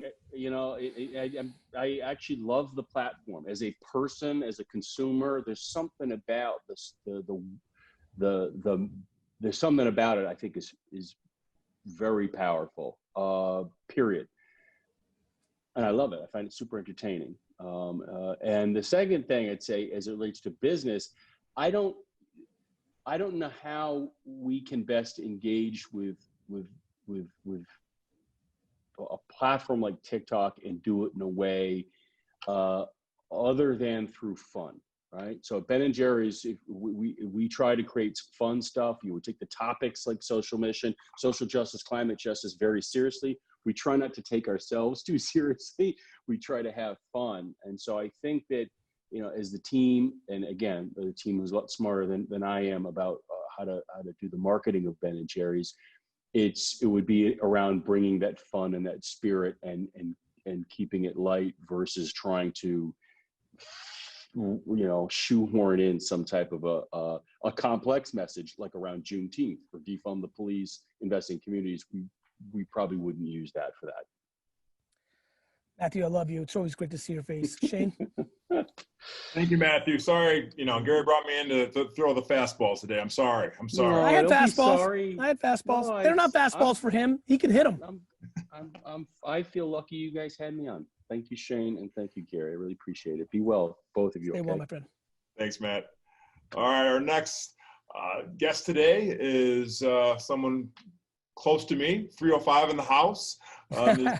Burrell is soon to be a fall graduate this September, attending the Miami Ad School at Portfolio Center campus with a focus in art direction and an undertone in copywriting. Her favorite thing about the advertising mass media industry is ideation and concepting a great project from start to finish. She proudly shares her conviction that advertising is one of the most important jobs out there, so we are excited to hear her perspective. Welcome, Asia. 305 in the house. Hey guys, thanks so much for having me. Andrea, love you much. Gary, finally, nice to meet you. Such a pleasure. I couldn't wait. First, give us some context. Give us your background so everybody can get situated with you. Of course. Well, I am a South Florida orange turned Georgia peach by way of my grad school. Came here a little over 2 to 3 years ago. And there is a campus in Miami, but I found that when we're in our comfort zones, you know, we don't really get to push ourselves and grind. So I'm chasing the grind, I'm chasing the hustle. I'm trying to always make myself better. So I'm like, you know, if you can, not trying to steal the phrase from New York, but if you can make it in Georgia, you can kind of make it anywhere, because that's kind of what it's turning into. So yeah, a little bit about that. Yeah, I'm just excited to be here. So happy to be in school. So happy to be doing something that I found that I really, really enjoy. It's like finding 30-degree water in 110-degree desert. So it's amazing. I love that. Amazing. Talk to me about what you love in advertising. What are you seeing out there? What are some of your favorite brands and campaigns? What are you a fan of? One woman's point of view. Oh my gosh. So currently at this time, number one reason why I love advertising is because just like Shane was saying, like, it is literally, when you think about how mass media is controlled by necessarily one group of people think, you have some serious power in your hands right there. Our jobs are that much as important as like a brain surgeon or the police, if you will. One of my favorite campaigns that still blows my mind to this day is that when Burger King put together something on an app, they did a geo test where they were sending everyone to McDonald's to get a Whopper. I'll just let that sink in. Like that's crazy. Like you, me, Andrea, we're probably not going to do that, but just I would do that. I'm interested. I thought that was brilliant. I would do that. Yeah. Free, listen, I came from zero. Free is always interesting. But the spoof of it, I'm like, yeah, it was clever. On. You know what I'm saying? So that when you think about that, like Clorox had to release a statement because a certain someone told everybody, you know, and you know, everybody knows that. So just the power and the responsibility that we have. And I just love it because you're able to professionally play. You're a professional creator. We're mixing up content, and we're getting right now in today's age, a diverse group of people to come in, because we have a diverse group of people that live in America and all across the world. Everybody isn't one color. So that's number two, of course, what I love about advertising. And some people that are really surprising me right now, Ben & Jerry's, I mean, they're knocking it out of the ballpark. They wasted no time in their window space, but someone who's really impressing me right now is actually babies.com, babynames.com. Only because I went on there and I saw a campaign that they did off of Ad Age. I think they highlighted it, where everyone that has been affected and murdered by the hands of police brutality, they basically put the campaign there and listed all of their names. Now that's just what we know is publicized, but they listed all of their names now, and they basically said, these people were. And the words and everything resonated so deep, because when you're going to find a baby name, you don't expect to see, a name like George Floyd or Eric Garner there, but you're going to remember that they were people as well. And, we're trying to go ahead and change that narrative right now. So yeah, that's what I love about it, Gary. Shane? After you walk across the stage this fall, you're entering the professional workforce. What inspires you and what petrifies you about that prospect?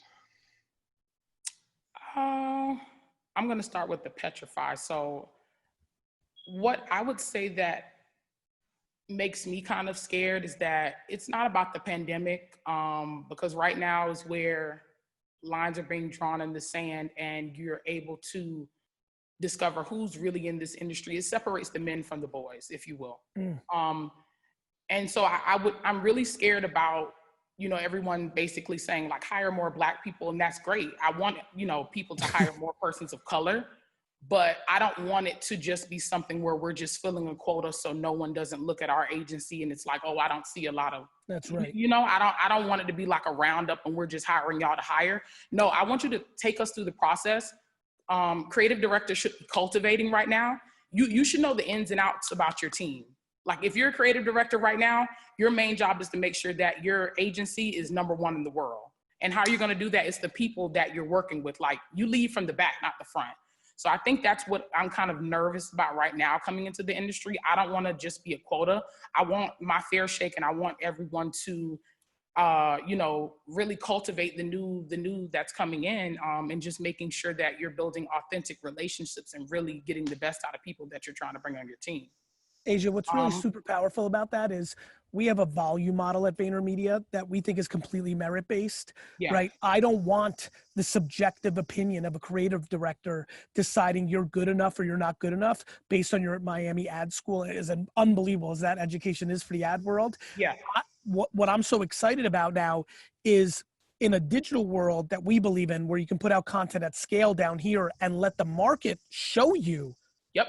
What all of a sudden you're taking girl, boy, Black, white, Asian, Muslim, like all those variables out. The market's deciding, not the internal system that has subjectivity, whether something heavy, like we're talking about here, or, oh, I didn't think that was a funny line that you wrote for an ad, has always had its vulnerabilities. And I think a lot about what we're doing as an agency and what we're trying to set up, which is building a merit-based ecosystem around creativity that I think is going to service exactly what you're saying right now. Exactly, Gary, because it comes down to the systematic issue, not only in the advertising industry. You're talking about a systematic issue that's been placed, just in America and the world, period. And for us, in order for us to move forward, it's almost like teaching a child that 2 + 2 is 3 instead of 4. And it's just, everybody's just going to keep passing down that information. Well, that's wrong.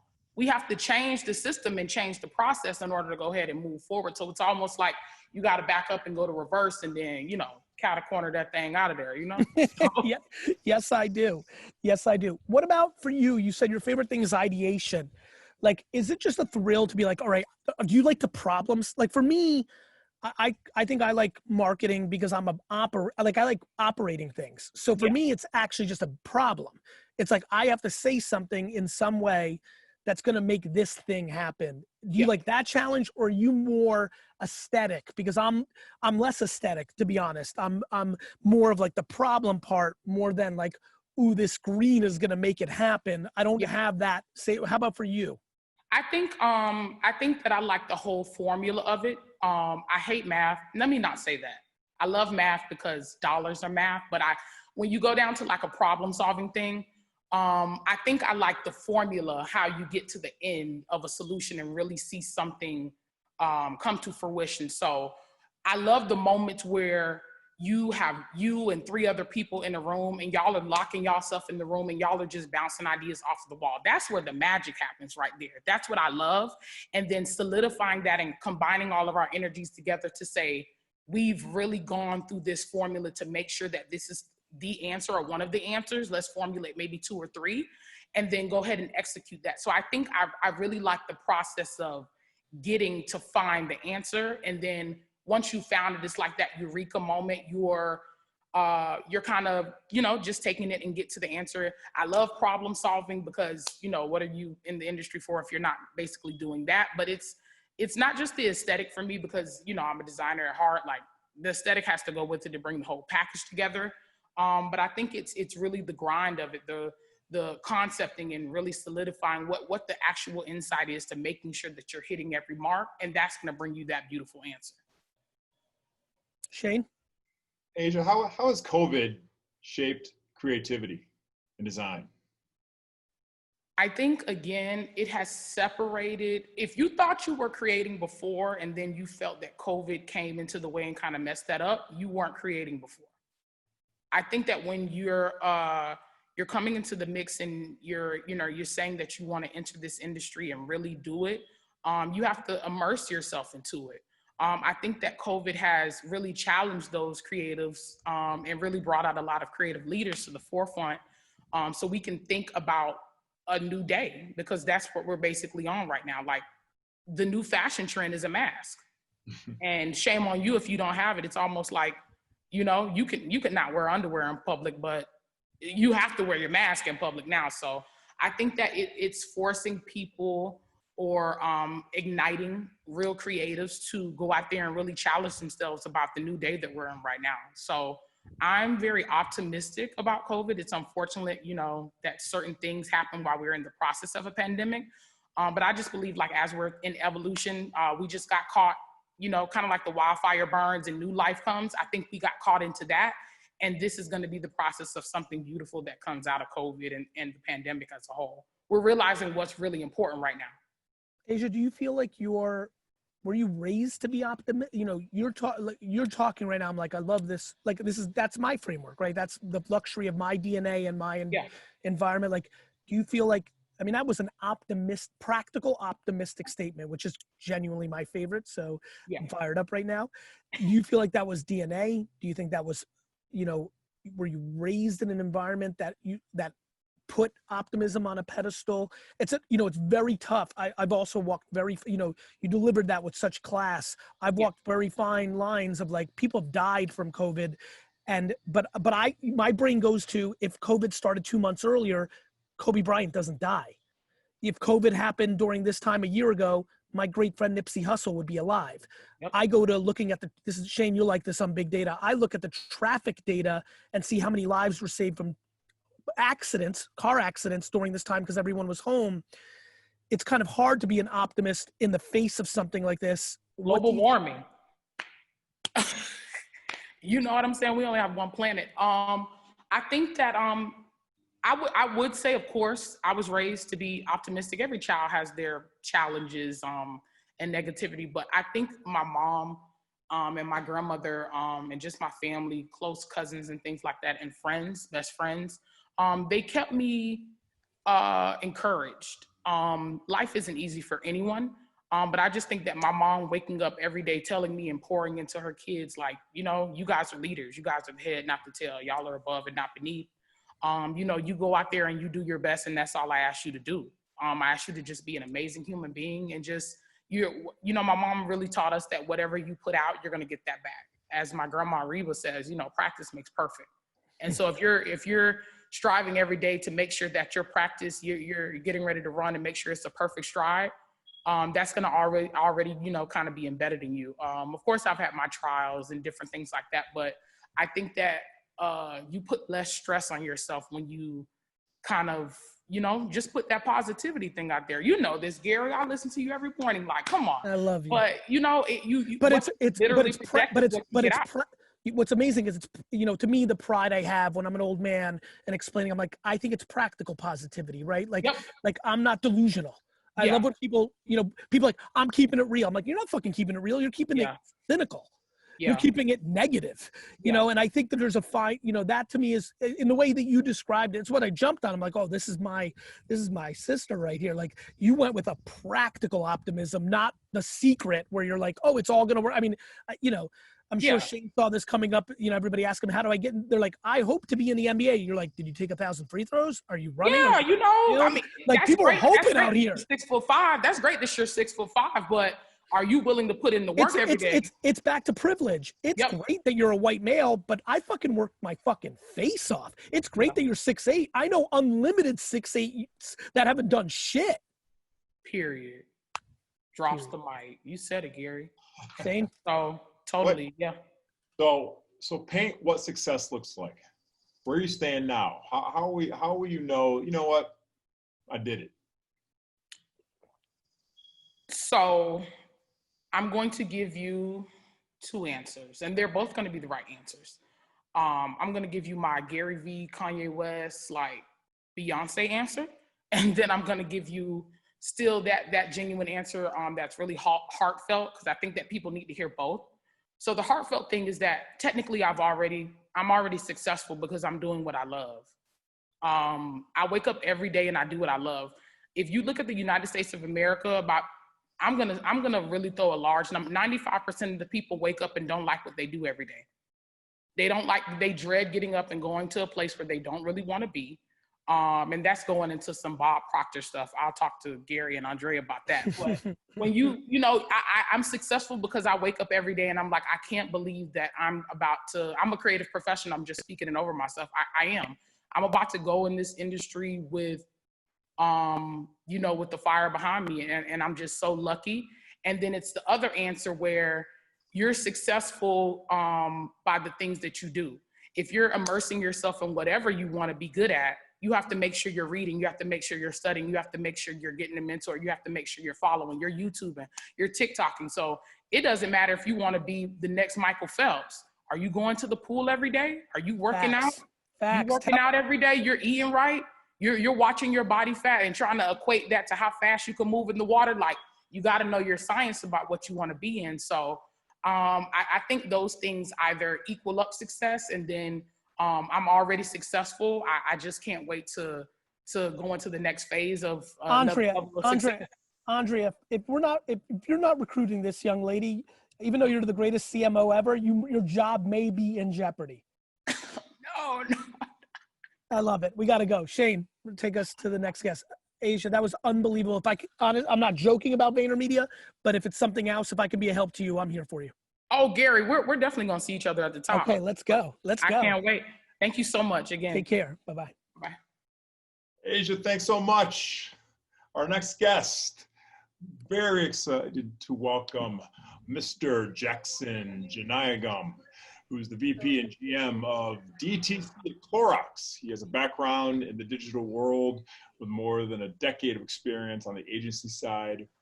Then he ran Digital Chipotle, which we all love, and was Chief Marketing Officer of Box.com, an online wholesale retailing startup, before Clorox came calling. Importantly, race relations was the focus of his studies before diving deep into the business world. Jackson, welcome. Thank you, Shane. And Shane, props to you, man. No one ever gets my name right, ever, on the first time. So, dude, I appreciate that. Thank you. Shane is multi-talented. Jackson, right? I'm super glad you're here, my friend. Thank you. I've known of you from afar. We've never had the luxury of really engaging, and so I'm really honored to spend some time with you. Same. Really, what's fun about this is we could have met over a glass of wine or a business meeting, but this is really good stuff to get together with. And so I really, really, really appreciate it. Talk to me about like what you're seeing, like what are some of the themes that are on your mind? You've had this incredible career being really what's your hot, using Shane here, like sports talk, what's your hot take right now? What are some of the things on your mind? Well, I mean, there's a lot, right? That's a lot to unpack. I would say as someone who studied race relations, who's an immigrant, my family fled Sri Lanka, a war-torn country, to give me a better life. Coming here and raised me in Southern Virginia. My dad went to VOD Tech, and being a brown man with a thick accent in Blacksburg, Virginia in 1980, not very easy. So that there's a lot of stuff there that's kind of coming up right now with everything I see, but there's also a lot of things I can't relate to, not being a black man in America. And I have a lot of friends and family that this hits hard. So there's just a lot personally for me, because I believe so much in this issue. And I don't believe it's an issue of June 2020. It's an issue that's happened forever. It just happens that the media's on, everyone's hashtagging, and now it's the topic. 100%. And the big concern is, I'm worried that it's a news cycle. I mean, Me Too doesn't feel hot as hell right now. Right. And that's still going and was going and is going. And dude, it drives me nuts when I hear people say, well, given the current state of affairs, I'm like, current state of affairs, this has been the state of affairs. Yeah, this is how it's been. This is not a current thing. This has been what it's been like. So for me personally, there are children in cages in our country right now.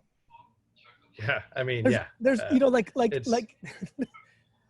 yeah. I mean, listen, so anyway, so there's a lot there, and we could spend hours. You have people here who are really better qualified than me to talk about all the layers that go into what we need to do. But as a professional, as a corporate person too, please, I do believe it's my duty to create as much of an open environment that really enables foundational change, right?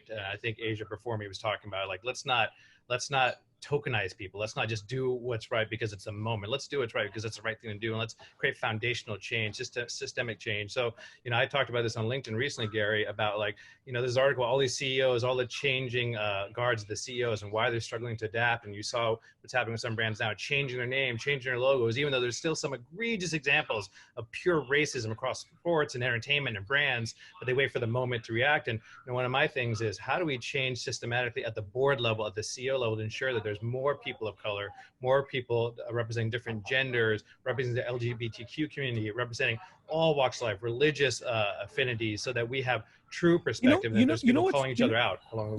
Let me tell you where I'm at on my world, Jackson. What I basically decided 18 months ago, and obviously back to the moment, I'm a human like everybody else. 18 months ago, we started making progress on this. It's obviously more in the ethos, so you just get affected. I realized, just like hitting a quota, and I was against quota my whole, because I did a lot of homework on like other organizations that had to hit quotas and how it undermined it, because I felt we have kind intent, we have good intent. But I decided, just like hitting a quota to hit a profit margin to pay your bank bills, I've just started to become a dictator about it. Like, it's all my fault. Everything at all my companies is 100% my fault. So to your point, I think it's just going to come down to treating things that you believe in as a mandatory thing, no different than the oxygen of having a credit line or a bank line, or right? We're having, and hiring people who care, right? At every level. Do you really care about this? Do you care about this, or are you just checking the box to say, yes, I've done my part? Do you really care about creating that diverse perspective at the table? So for me, this is everything. It's been something that has been on my mind for a long time. Listen, like post 9/11, man, even now, when I go to an airport, the stares I get, if I fly to Cincinnati, no offense, Cincinnati, if I fly to Kentucky, I fly to Texas, I've flown all those places in the last 6 months. It is an awkward, and maybe I don't have myself with a beard, but it is not a fun walk up and down that plane or through the airport and through the random screenings, man. Like, so listen, I'm all for it. I think it starts at every level, in every function, every vertical, including corporate world. So we all have a role there. So, that's one big topic we can definitely address. But on the other side, I think you also probably want to talk about direct to consumer. I know you and Shane probably think about that a lot too, in terms of where are we going, right? Post-COVID, during and pre-COVID, it was already going there, man. So like, to me, people talking about this now, oh man, I get recruiters hitting me up from large CPGs, I'm not going to say names, saying, hey, we need to invest in this now. I'm like, well, you should have been investing it 2 years ago. So now you're going to spend a lot of money and resources to maybe get up to speed. So, what I would say is, as you guys know, we're going to see a shift. And this isn't to say retail is going away. We all know, retail isn't going away. It's going to be an omni-channel experience. It's going to be the different ways of shopping. The square footage, how the physical store experience looks like might change. When and how you engage with the brand might change. When and where you place an order versus pickup might change. Last mile will still be key, but that whole mind shift, I think people go polarize this. They're like, oh, it's no more retail. It's all pure play. It's like, no, man, it's both. It's everything. And the foundational piece under that will be the data, right? I think that still gets lost. I could sell a widget, Gary, you could sell services. Shane, you could sell season tickets. I could sell a physical product and Clorox products. At the end of the day, that first party data drives it all. So I think the more this continues to evolve post-COVID, the shopping behaviors, people looking to say, hey, I don't want to go to a crowded Costco right now. I want my wholesale goods shipped to me, or I'm just going to go curbside and pick it up. All that's going to be driven by the data. And I think that's the thing that even retailers, let alone CPGs and people who are not tied to the point of sale, are struggling to kind of catch up on. So I'm really curious to see what this shift means. And from a talent standpoint, what a great opportunity. If you're coming out of school right now, or you're thinking about what to major in, you're not thinking about decision science, forget data science and predictive modeling, decision science. You're not thinking about really digging into programming and learning Python, learning SQL, like that's going to put you at a huge advantage against anyone else. I mean, forget the guy who knows, how to do above the line marketing. There's like a million people like that. You show me someone who knows SQL and Python, could do decision and predictive modeling, and can also run my performance marketing. Oh, and maybe starts to learn about brand. That's the person I'm hiring. So I think there's a huge shift happening from high school all the way to the senior ranks. And I think you're going to see it at the C-suite as well. Shane? I was reminded of that line from White Man Can't Jump when Rosie O'Donnell says to Billy Wu, says, Billy, I'm thirsty. And Billy gets up and gets her glass of water and she says, no, I want you to say, honey, I know what it feels like to have thirst too. So that struck me when you said we need to hire people who care.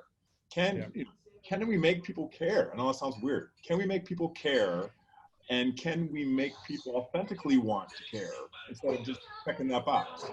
Yeah, Shane, I think about this all the time, and this is hard to judge, right? Because it's like if your heart's not hurting right now, if your stomach's not in knots thinking about this and how sad this is and what we need to do to fix this, how sad it's been for a long time, like that's got to come through in the interview. When you talk to someone, you got to see like that passion. They got to care about this topic and want to actually make an impact versus like, going through the academic, like I did this.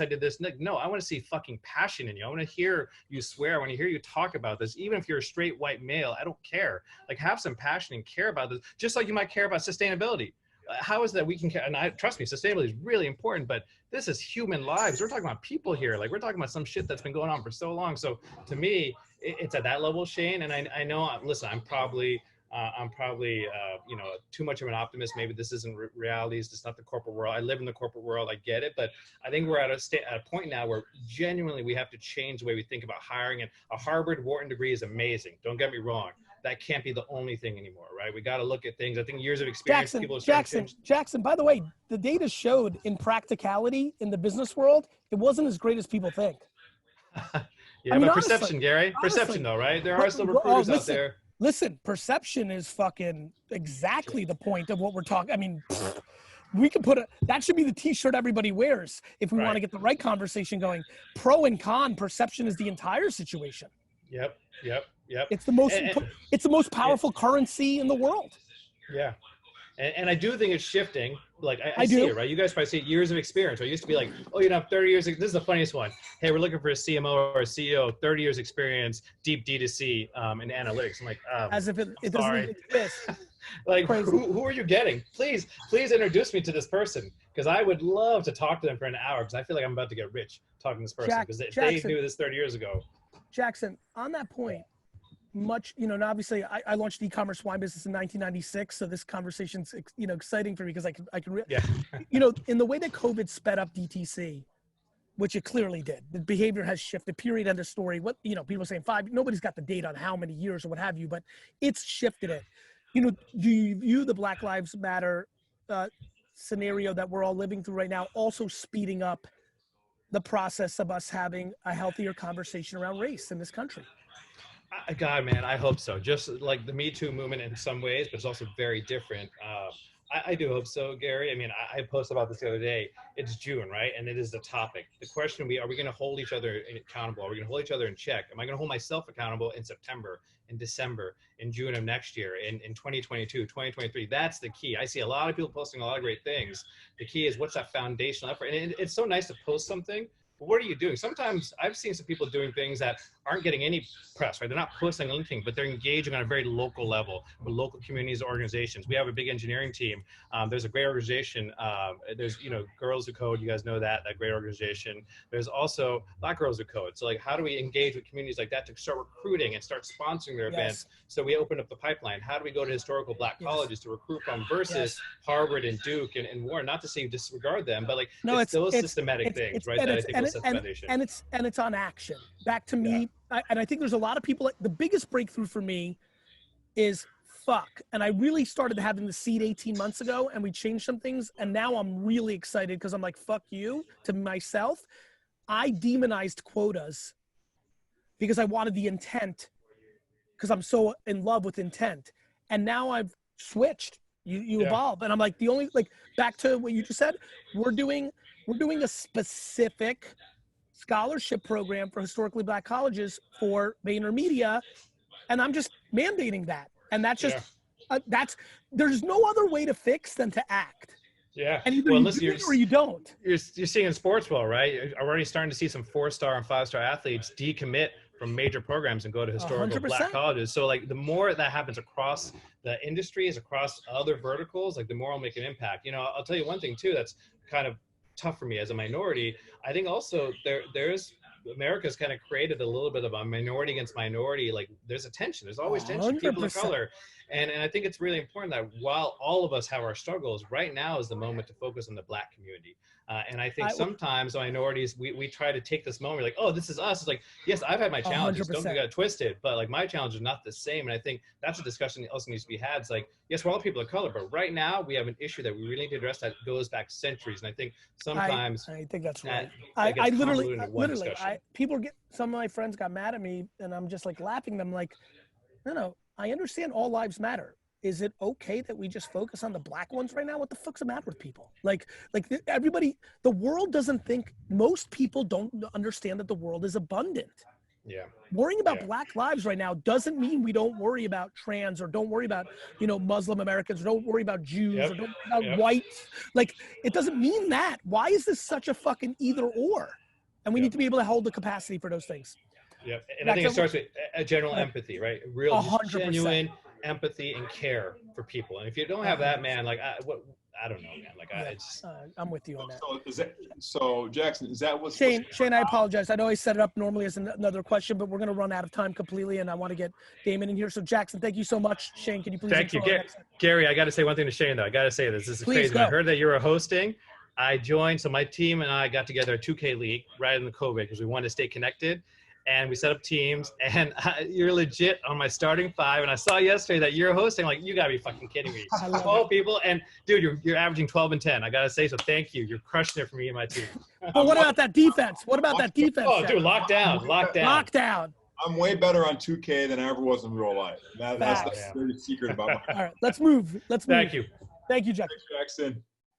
Well, our last guest, from humble beginnings to self-made millionaire with over $6 billion to date in global product sales and a starring role on ABC's newest business reality TV show, Shark Tank, Daymond John is the personification of the American dream. He sets standards of excellence while expanding his interests in fashion, branding, marketing, consulting, entertainment, and beyond. This industry leader, best-selling author, and groundbreaking entrepreneurial expert has evolved into a highly sought-after business and motivational speaker. Welcome, Daymond.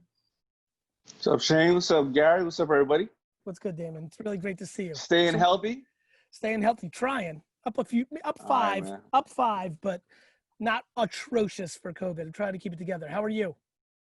Yeah, all good. I'm up a couple of more than that. You know, my belly's going to be sitting over the table on Shark Tank. It's all good, you know? Talk to me. What's on your mind? Give us a little 5 minutes on that, and then we'll get into a question or two. Yeah, I mean, I don't know what topic you want to go on. You want to go on to COVID? You want to go on to Black Lives Matter? Whatever. Honestly, free for all. Some entrepreneur shit, wherever you want to go. You know, I think Jackson said a lot of really strong and powerful things, you know, and I want to make sure that I think the Black Lives are around quite some time, but it's also going to find ways to be squashed as well. You know, a couple of stuff is going to be pulled down, maybe anti-mom will be changed and stuff like that. But if we don't create change from the ground level, and you know, it's funny. Robert Smith made a comment in a Forbes article. He said there's 4,700 banks out there. I think Black banks are only 21 of them, and the 4,700 banks in America, they control $20 billion in assets, and the African-American owned banks only control $5 billion in assets.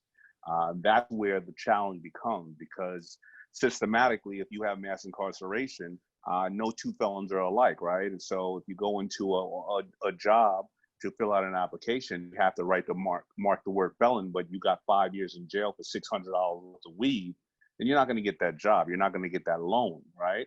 Then you're going to have to go back to the streets. So as we talk about all this stuff, and we're talking about whether the 15% pledge or whether we're going after corporations, and I think, I was on a call with extremely powerful people yesterday. The change has to happen for everybody. The change has to happen, especially for African Americans, in the school process, meaning that we need to be teaching entrepreneurship like we teach science and like we teach shop class to kids who are 8 and 9 and 10 years old, so that when they get to the level of being 18, they can decide if they want to take out a $250,000 school, which that's not what I think is necessary. Of course, if you're going to go and be a doctor and things of that nature. And then we have to also talk internally about how can we have people on the board, but people who are also highlighting other people and executives who they can mentor of color, of LGBT, who are females as well, to train them to come up in the system. When this whole thing happened, I had to actually get on a call with my staff, and I had to have a hard conversation with them. And I said, well, I don't think my staff are racist because they work for a black man. But even though we had to have a conversation internally, you know what happened? When there was a woman sitting next to another woman, a white woman and a woman of color, she said, I never realized that when your son turns 16 years old, you're going to fear if your son is even going to come home today after they start driving the car. She was like, I never knew you were going through that pain. So internally after that, they all started to have conversations, because internally you have to know what's going on in the world. And what we're finding is, I'm talking to major corporations. One of my guys has 2,000 people work for him. He said, I'm worried about the white kids at the company because they're so upset, because they're 18 and 19 and 20 years old. They're so upset seeing what's happening to the people they respect or like, or their colleagues, that they want to burn the whole place down. And he said, I talked to the, African Americans, they're kind of like, oh, we've been going through this for years. Thank you for catching up, but they're not as mad about it because we've been through this. And what comes out of that? It's a beautiful thing. It's showing that, listen, nothing in our country has ever been defeated, or any place. Apartheid, civil rights, the Civil War, nothing has been defeated without people of all colors coming together and joining forces. And we're seeing that in the streets these days. And that's something that's amazing. But we got to stay hard on it and make fundamental change. I mean, look what happened. We went into World War II and men went away and the women didn't have to stay home and watch the kids. They started going back and they started to work in factories. The men started coming home and talking shit. The women were like, go fuck yourself, right? The men started getting mad. And then we had to have a women's movement in 1965, then another movement in 1970s. And then it takes 60 years after that to have a Weinstein go and create a issue where we had to be able to legally say a woman needs her day, a woman needs to be able to be a CEO, mandatory to be on the board. We got to start doing those things now, and we can't make it we can't wait another 60 years. So how are we going to stay on top of those things now? And I know that you're a history buff and stuff like that. People may have said, look at the Martin Luther King days and how we tried to change there. And I've seen a lot of white people say that to me. And I go, do you realize that it wasn't a Martin Luther King thing over there? It was two superpowers. It was Russia and it was America. And, That's right. And most of the world is brown. So what Russia was doing was going out to all the brown countries in Africa and everything. Look how bad America treats their black people. Do you want to be on that side? And that is the main reason why a lot of these things were acknowledged. And we cannot let that happen now. We can't just pull down a couple of statues and talk about poor Aunt Jemima when her great-grandson is like, yo, by the way, Aunt Jemima was my great-grandmother who hustled her product all around and got turned down by all these people. And now you're taking her legacy away just because you think that's, you see what I'm saying? So of course I see what you're saying. By the way, back to your earlier point, everybody who's so upset, the youth, what are the actions? Yeah. Using a hashtag or putting a black post in your Instagram, is that the action? Is it voting? Is it what are the actions? Anyway, Shane. Yeah, so I want to get a couple more things in before we turn to Beth. Yeah. What is that? What are actionable items we can take, the everyman can take? People always ask, how can we help? What's your advice? Well, first of all, just like every entrepreneur and intrapreneur, the reason why entrepreneurs are successful is they see a problem they feel that nobody was solving. And what they do, and they say that I'm going to solve this problem. And what do? They identify the problem, then they do their homework on how they can attack it. And then they go and they take affordable steps and grab their resources around them to then slowly start attacking it. This is not going to be changed in 2 days or in 1 year. So what are your actual steps? I'm going to post something on one of my sites or something like that to give you actual steps. But you can report into your local police station that they must wear body cams. A lot of them don't wear body cams. They were taking off body cams because the well-to-do in the area didn't like to go into court in a three-piece suit. And then a body cam shows them that they were drunk driving. They were stumbling all over the place. So that's why they generally took off body cams, because of the influential people. But now you can enforce that. You can also talk about mass incarceration and try not to support companies that do support private sector jails. Meaning, unfortunately, a lot of people are going to get upset, but Amazon does that. You can also educate yourself and go and look at Netflix 13 and various other things to understand why and what systematic racism is, so that you can see it when you are, and you can address it. You can write your congressman. You can do so many other things. And just so you know, what is mass incarceration? What's the advantage of that? You're the taxpayer. You're paid for it. Also, people are now incarcerated and they're getting paid 18 cents an hour to work on products and to manufacture. That is modern day slavery. And we incarcerate more African Americans, more Black people. We incarcerate more than the entire world globally. Bye. So you need to understand the problem and not just go, oh, no, there's just those people acting like that. Oh, whatever. And, like, that's the famous meme out there. Racism never always existed. Now it's just being filmed, of course. So you just got to educate yourself and make small changes. Keep getting small to try. I even realized 80 or 85% of my staff started as interns. I realized I was pulling only from certain schools. It wasn't that I was looking for white kids, because I have a very, very, very diverse staff. I mean, everybody's in my staff, and diverse from gender to age to religion, whatever the case is. But I decided that I need to offer internships to other schools that's not as convenient for me. They're not necessarily in the city and things of that nature. And if you start to understand that and wrap your head around it, it's great. And I'm going to leave one final point, and then we'll open it up. But when I did that conversation with my staff, a guy who works for me, who happened to be Jewish, said, you know what? And he's definitely not racist. I mean, he hangs out with, he Black members in his family. He said, I never thought about this. I can change my last name. I cannot have the long sideburns. I cannot wear my yarmulke, and I can hide in plain sight. I never realized that you can't hide in plain sight as a person of color. You are who you are, and it's what it is. That's literally the main conversation my dad and I have had. My dad grew up in anti-Semitic Soviet Russia. Both my grandfathers spent a decade in jail, but one decade in jail, one a couple years in jail for being Jewish, straight up. But when we were talking a lot during this time, obviously, and this is why these are important times, it's just, just even him remembering that some of his friends didn't look as Jewish, as Jewish, and how their life was different, gets to the point of like skin color and how it is different. Yeah. It is what it is. Let's while we got 2 last minutes, talk to me about something that you're seeing in the business world. And COVID, just to take it while we got you, one of the best entrepreneurs, we got to take advantage of it. What are you seeing post-COVID? Some of the opportunities people should be looking for.